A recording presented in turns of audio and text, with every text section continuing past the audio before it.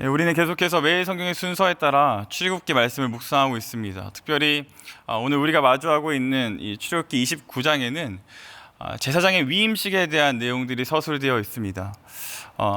이 제사장을 위임하는 그 행사의 절차와 구성이 이러합니다. 먼저 제사장을 물로 정결하게 씻습니다. 그러니까 아론과 그의 아들들이 되겠죠. 그들을 이제 물로 정결하게 씻은 다음에 이제 옷을 입힙니다. 그리고 나서 이렇게 기름을 바르는 것이죠. 이처럼 이렇게 정결하게 준비가 되고 나면 이렇게 세 가지의 제사를 드립니다. 먼저 그 속죄제를 드리고, 그 다음에 번제를 드린 다음에 마지막으로 화목제를 드립니다. 이것을 7일 동안 하는 그것이 이 제사장을 세우는 위임식의 절차라 할 수 있습니다. 그리고 오늘 우리가 마주하고 있는 본문의 35절에서 37절은 이 위임식의 마지막에 해당하는 부분입니다. 본문은 이 위임식이 진행되는 7일 동안 숫송아지를 속죄제로 드릴 것을 명령하면서 시작됩니다. 우리가 여기서 주목해서 볼 만한 것은 그 속죄제를 통해서 이루려고 하는 것이 다름이 아니라 이 번제단의 거룩이라는 사실입니다. 이게 사람의 거룩해지는 것이 아니라 번제단이 거룩해진다라는 사실이 좀 독특해 보입니다. 그렇다면 왜 그래야 했을까요? 왜 하나님은 사람이 아니라 번제단의 거룩을 말씀하셨을까요? 하나님의 말씀대로 번제단을 이렇게 만들었다면 분명히 별 하자가 없었을 텐데, 흠결이 없었을 텐데 하나님은 왜 이와 같은 명령을 하고 계신 것일까요? 성경은 그 이유가 거룩이라고 이야기를 합니다. 그러니까는 성막 안에 있는 모든 구성들은 사람뿐만 아니라 거기에 있는 모든 구성과 요소들까지도 거룩해져야 한다는 것을 다시 한번 강조하고 있는 것이죠.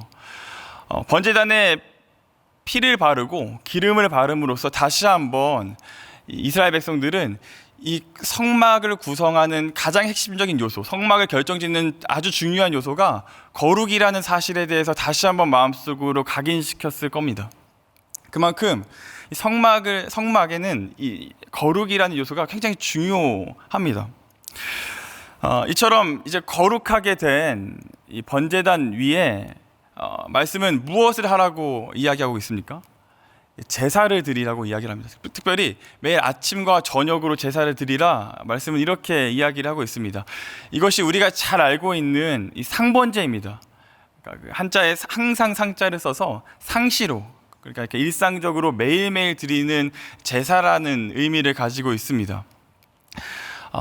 이제 이스라엘 역사상 성막과 성전이 존재하는 한 매일처럼 드려야 하는 가장 일상적인 제사인 상번제가 아침과 저녁으로 드려지기를 시작하는 것이죠.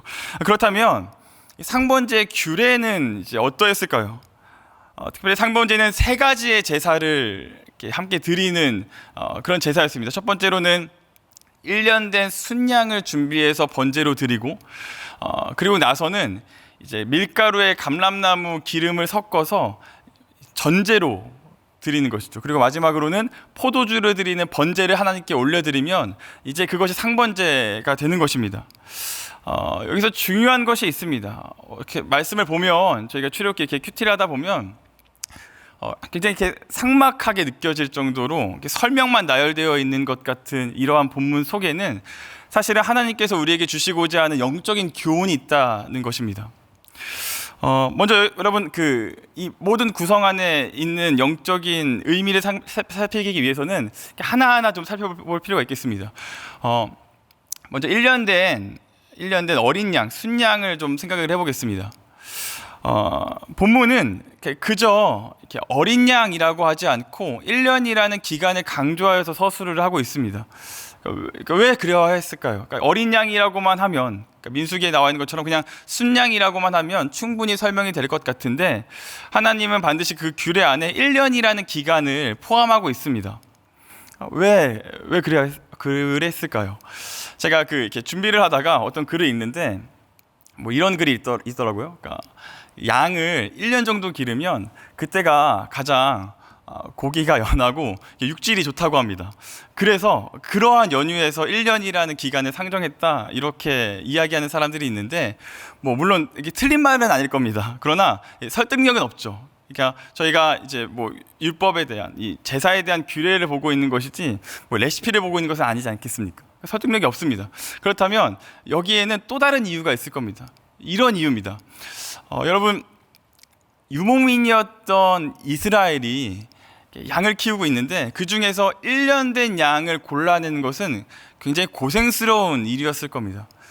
그렇게 고생해서 고르고 고른 양 중에서 1년 된 양을 찾고 나서도 그 양이 제사에 쓰일 만큼 흠결이 없는지를 또 이렇게 확인을 하려고 한다면 굉장히 노력이 필요한 작업이었을 겁니다. 그래서 나중에 어떻게 하냐면 애초에 처음부터 이 제사를 드릴 만한 양들을 구별하여서 준비하였습니다. 그러니까는 1년 된 양이라는 것은 사실상 1년 된 양이라기보다는 1년을 준비한 양입니다. 어느 날 아침에 마음에 내키는 것을 드리는 것이 아니라 1년 동안 마음을 담아서 준비해서 때가 됐을 때 하나님 앞에 구별하여서 드리는 것이죠. 게다가 이 번제와 함께 드려졌어야 하는 소제와 전제들 있지 않습니까? 찌은 뭐 가루라던가 뭐 기름, 포도주 같은 것들은 구약 성경과 그 레위기의 맥락 속에서 본다면 늘 헌신을 상징하는 요소들이었습니다. 그러니까 정리해 보면 이 준비된 헌신, 상번제는 준비된 헌신을 이야기하는 겁니다. 그런데 여러분, 중요한 것이 무엇입니까? 가장 핵심은 이것을 매일 아침과 저녁으로 드리는 것입니다. 매일 아침과 저녁으로 드렸어야 합니다. 이렇게 본다면 우리가 예배자의 마음에 대해서 오늘 하나님께서 우리에게 어떤 교훈을 주시는 것을 알 수가 있습니다. 우리가 예배로 나아올 때, 하나님을 만나러 올 때, 우리가 주님을 보고자 할 때 준비된 헌신, 그냥 하루아침에 우리의 마음에 내키는 대로 드리는 것이 아니라 준비하여서 헌신과 충성으로 그렇게 예배자의 자세를 가지고 나아가야 한다는 것이죠. 그런데 놀라운 것은 이와 같을 때 하나님이 주시는 특별한 약속이 있다라는 사실입니다. 오늘 말씀 42절인데요. 띄워주시면 제가 읽어드리겠습니다. 이는 너희가 대대로 여호와 앞 회막 문에서 늘 드릴 번제라. 내가 거기서 너희와 만나고 내게 말하리라. 모든 지시와 규례에 따라서 제사가 드려질 때 하나님은 무엇을 약속하십니까? 하나님이 거기서 이스라엘을 만나겠다고 말씀을 하십니다. 이스라엘을 만나겠다고 친히 말씀하고 계신 겁니다. 이게 굉장히 큰 은혜가 아닐 수 없습니다. 그리고 놀라운 것은 예수님께서도 이와 같은 맥락에서 어떤 이야기를 하셨다라는 것입니다. 우리는 예수님의 말씀을 통해서 오늘 본문이 이야기하는 것을 조금 더 깊이 있고 풍성하게 이해할 수 있습니다. 본문의 사건, 그러니까 출애굽기에서 하나님이 이스라엘에게 이런 상번제에 대해서 말씀하신 이후에, 그러한 지시를 하신 이후에 수세기가 지나고 나서 예수님이 자신을 따르던 제자들을 데리고 산에 올라가 이와 같은 말씀을 하십니다. 마태복음 5장 8절인데요. 마음이 청결한 자는 복이 있나니 그들이 하나님을 볼 것이며. 이 상번제와 거의 비슷한 맥락 속에서 예수님이 마음이 청결한 자에 대한 복을 말씀하고 계십니다. 여러분, 청결이 무엇입니까? 우리는 이렇게 청결이라고 하면 이렇게 청결을 죄를 짓지 않고 깨끗한 상태, 흠결이 없는 그런 아주 순수한 상태일 것이라고 생각을 합니다. 물론 이렇게 청결이라는 말에는 그러한 의미가 담겨져 있습니다. 그러나 원어를 보면, 성경의 원어를 보면 청결은 그러한 의미 이전에 먼저 된 의미가 있는데, 그것은 무엇이냐면 청결은 이런 겁니다. 정리가 잘 형성되어 있는 마음, 나뉘지 않고 하나로 존재하는 마음이라는 의미를 가지고 있습니다. 그래서 구약 성경을 보면 이 청결, 정결은 늘 우상 숭배하지 않는 것이랑 동의어로 사용되곤 했습니다.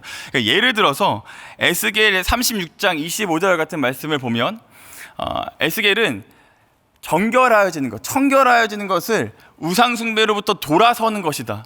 내가 너희를 청결하게 할 텐데, 내가 물로 너희를 정결하게 할 텐데, 그때 너희에게 어떤 결과가 일어나는가? 너희가 우상 숭배로부터 돌아서게 될 것이다. 이렇게 이야기를 합니다.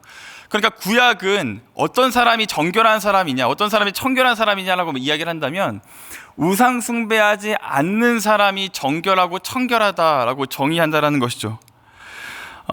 그러니까 말씀을 좀 정리를 해보면 정결하다는 것, 청결하다는 것은 하나님 앞에 마음을 나누지 않고 오직 하나님께만 전부를 내어드리면서 그분께 시선을 맞추는 것이라 할 수 있습니다. 그리고 예수님은 그러한 사람이 하나님을 볼 수 있다라고 말씀하고 계신 것이죠. 사랑하는 성도 여러분, 여러분에게는 청결한 마음이 있습니까? 마음을 나누지 않고 오롯이 주님을 바라보며 하나님께만 모든 것을 내어드리는 준비된 헌신의 마음인 상번제의 마음을 여러분 가지고 이 자리로 나오셨습니까? 우리는 어쩌면 일상 가운데 특별히 코로나 시기를 이렇게 그 코로나 시기 한가운데를 지나면서 준비되는 마음과 헌신되는 마음, 혹은 마음을 나누지 않고 오로지 하나님을 바라보는 그런 시선들에 대해서 굉장히 무뎌지지 않았는지 좀 돌아볼 필요가 있습니다. 주님은 분명히 말씀하십니다. 마음이 청결한 자가 하나님을 볼 수 있다고. 오늘 출애굽기 본문이 분명히 이야기합니다. 우리가 준비된 헌신을 드릴 때 그 사람을 하나님이 만나주신다고 말씀을 우리에게 약속하고 있습니다. 소망하기는 이 청결의 마음과 상번제의 마음을 소유하고 예배로 나아가고 주님을 볼 수 있는 저와 여러분 되기를 주님의 이름으로 축원합니다. 성막에 대한 하나님의 지시사항을 서술해 나가던 이 출애굽기 본문은 이제 시선을 돌려서 본질적인 질문, 하나님은 왜 성막을 지으라고 했는가 하는 부분에 대해서 집중하기를 시작합니다. 하나님은 왜 성막을 지으라고 했을까요? 그러니까 이제 성막에 대한 내용들을 거의 다 제시했는데 물두멍과 이제 다른 제단의 일부를 제외하고는 거의 다 이제 서술을 마쳤는데 이 부분에서 갑자기 하나님은 왜 성막을 지어야 하는가에 대한 이유를 짚고 넘어가십니다. 우리 45절에서 46절 말씀인데요, 제가 읽어드리겠습니다. 내가 이스라엘 자손 중에 거하여 그들의 하나님이 되리니 그들은 내가 그들의 하나님 여호와로서 그들 중에 거하려고 그들을 애굽 땅에서 인도하여 낸 줄을 알리라. 나는 그들의 하나님 여호와니라. 이렇게 성경이 반복해서 이야기하고 있는 동사가 있다는 것을 여러분 금방 이렇게 눈치를 채셨을 겁니다. 이렇게 뭐라고 이야기를 합니까? 거한다라는 표현을 반복해서 사용합니다. 그러니까 하나님은 이스라엘의 하나님이 되실 뿐만 아니라 그들 가운데 거하시기 위해서 성막을 지으라고 명령하셨던 겁니다. 우리가 이 표현 잘 알고 있습니다. 아람어로 거하다라는 표현이 임마누엘입니다. 그들 안에 거하겠다, 그들과 함께하겠다, 더 나아가서 내가 너희와 동행하겠다라는 의지가 성막 안에 담겨져 있다는 겁니다. 사실 우리는 이와 같은 관점, 임마누엘이라는 관점으로 성막을 이해하는 것이 쉽지가 않습니다. 왜냐하면 25장에서 31장까지 계속해서 반복되는 내용들이 뭔가 좀 까다로운 조건들이 제시되는 것처럼 보이기 때문입니다. 한치의 오차도 없이 그 규빗을 지켜야 하고, 이렇게 대체제가 없을 정도로 완전히 똑같은 색깔로 그 실을 짜야 하는 것처럼 굉장히 이게 말씀하시는 그 규례들이 어쩌면 굉장히 까다로운 조건들처럼 여겨질 때가 있습니다. 실제로 언젠가 한번 제가 한 무신론자가 성경을 읽고 그 읽은 것을 토대로 자신의 느낌과 감정들을 썼던 글을 본 적이 있습니다. 이렇게 정식적으로 출판돼서 나온 그 책인데요, 제목은 잘 기억이 나지 않습니다. 이제 그분이 성경의 여러 부분들을 보면서 의문과 의구를 제시하다가 특별히 이 성막과 율법에 대한 부분에서 굉장히 하나님 앞에 하나님에 대해서 이렇게 불만을 토로하는 것을 볼 수가 있습니다. 그러니까 출애굽기와 레위기, 민수기에 나와 있는 그 성막에 대한 요구가 마치 고고한 신이 인간에게 자기를 드러내기 위해서 굉장히 까다롭게 조건을 제시하는 것처럼 보인다는 것이죠. 그러니까 신이면 신이지 그 신이 자기를 드러내는 것에 왜 이렇게 까다로운 조건들을 제시하느냐라고 반문하고 있었던 겁니다. 그러니까 자칫 성막을 이렇게 보이는 대로만 이해하면 이처럼 오해할 수 있겠다라는 생각을 하게 됩니다. 그런데 이와 같은 오해는 그 무신론자에게만 있었던 것이 아니라 당시 이스라엘에게도 있었던 겁니다. 이러한 질문이 있었습니다. 여러분, 이렇게 당시에 이스라엘 딱 25장에서 31장, 29장에 있는 이스라엘은 아직 하나님이 누군지를 모릅니다. 그들은 아직 구체적으로 그분이 어떠한 분이신지에 대한 선명한 인식을 가지고 있지를 못했습니다. 그래서 이들은 하나님을 어떻게 이해할 수 있었냐면 고대 근동의 종교관을 통해서 하나님을 이해하려고 하는 시도들이 있었습니다.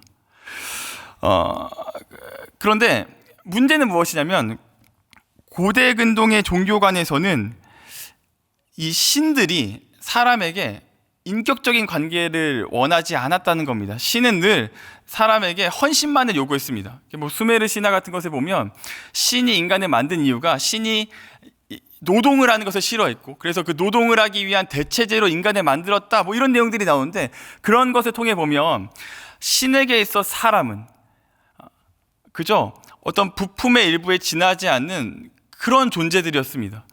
그러니 하나님이 이스라엘에게 성막에 대한 이러저러한 규례들을 말씀하실 때 이스라엘은 이러한 조건을 지켜야만 하나님을 만날 수 있고, 하나님은 그런 조건을 제시하시는 헌신을 바라는 고대 근동의 신들과 다르지 않다라는 인식을 가지고 보았을 겁니다. 그러한 이스라엘에게 오늘 말씀의 이 45절에서 46절에 말하는 것처럼 내가 너희 안에 거하겠고, 그 이전에 내가 너희를 만나고 너희에게 말하겠다라고 말씀하시는 그 말씀들은 상당히 충격적인 내용들이었을 겁니다. 헌신을 요구하는 것이 아니라 무엇을 요구하고 있습니까? 인격적인 관계를 지금 요구하고 있다는 사실에서 이스라엘은 자신들이 가지고 있던 세계관을 완전히 뒤집어 놓았을 겁니다. 여러분, 성막은 무엇입니까? 성막은 하나님이 자신을 드러내기 위해서 제시하시는 까다로운 조건들이 아닙니다. 성막은 어떻게 해서든 사람을 만나시고자 하는 하나님의 의지입니다. 여러분, 출애굽기를 처음부터 끝까지 이렇게 세밀하게 읽어보시면 여러분 분명히 알 수 있습니다. 성막은 위대하신 그분이 어떻게 하면 저 죄인들과 계속해서 관계할 수 있을까를 고민하면서 몸부림치며 애쓰는 이야기라는 것이죠.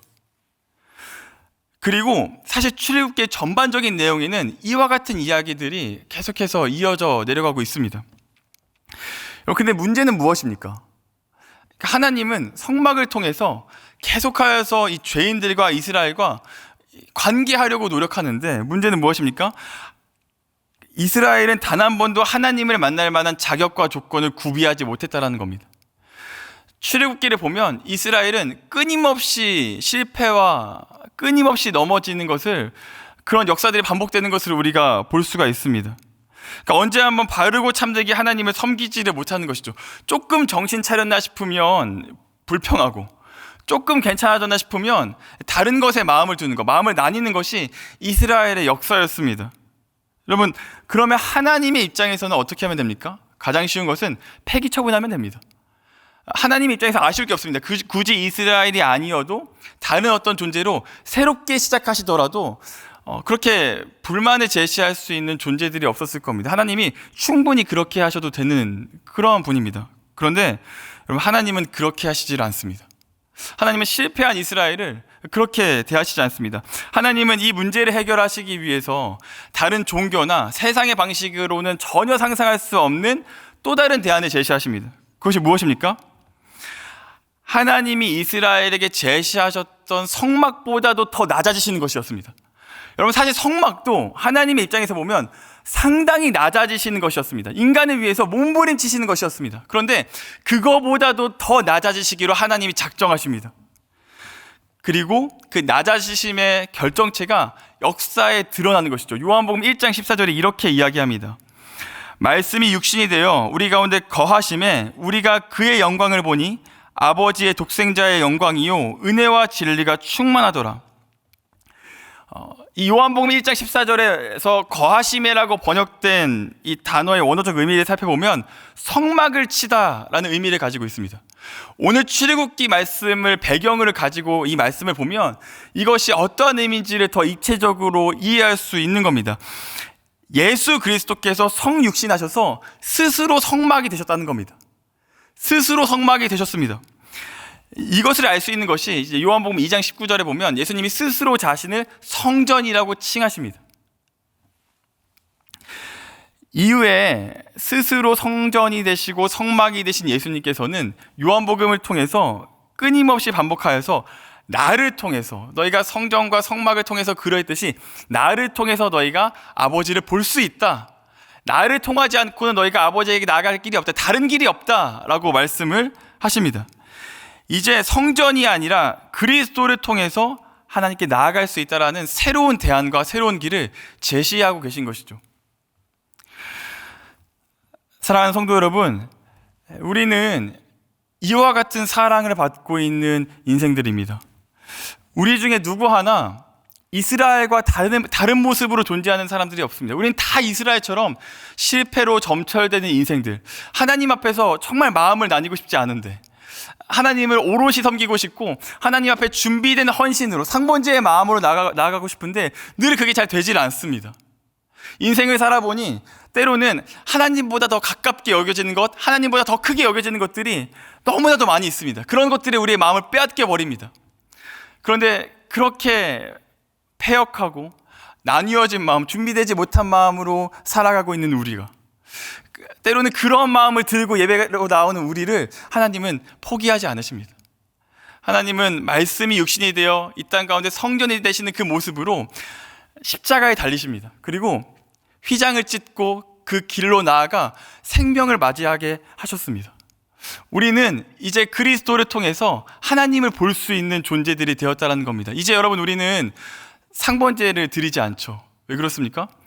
예수 그리스도께서 단번에 영원히 영단번에 그것을 해결하십니다. 자신께서 상번제가 되심으로 인해서 우리를 하나님 앞으로 인도해 내신 겁니다. 그러니 여러분, 오늘 말씀을 통해서 우리가 어떤 결단을 해야 될까요? 이런 생각 직관적으로 할 겁니다. 그리고 우리가 상번제의 마음, 청결한 마음을 가지고 하나님께 나아가야지. 여러분, 그게 아닙니다. 그게 첫 번째가 아닙니다. 우리가 가지고 있는 힘으로 다시 청결과 상번제의 마음으로 나아가려고 한다면 우리는 반드시 실패할 겁니다. 그러면 여러분, 우리가 무엇을 해야 될까요? 그리스도께 나아가는 겁니다. 그리스도께 나아가서 그리스도 안에서 그 일들을 행하는 겁니다. 주님께서 주시는 그 마음을 가지고 청결하게 되는 겁니다.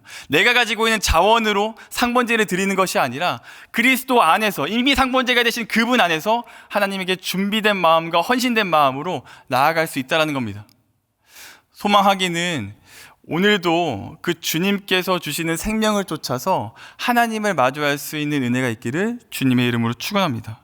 그래서 오늘 일상의 모든 순간에 우리와 함께 동행하시고 우리와 함께 하시기를 위해서 이 땅에 내려오신 그 주님이 주시는 사랑과 은혜가 여러분들의 일상 가운데 풍성하게 넘치기를 주님의 이름으로 축원합니다. 우리 지금 함께 기도하시겠습니다. 우리 말씀을 기억하시면서 또 여러분들이 나온 기도의 제목을 통해서 성령님의 인도하심에 따라 기도하시도록 하겠습니다. 기도하시겠습니다. 하나님 아버지, 그렇습니다. 주님께서 우리의 유일한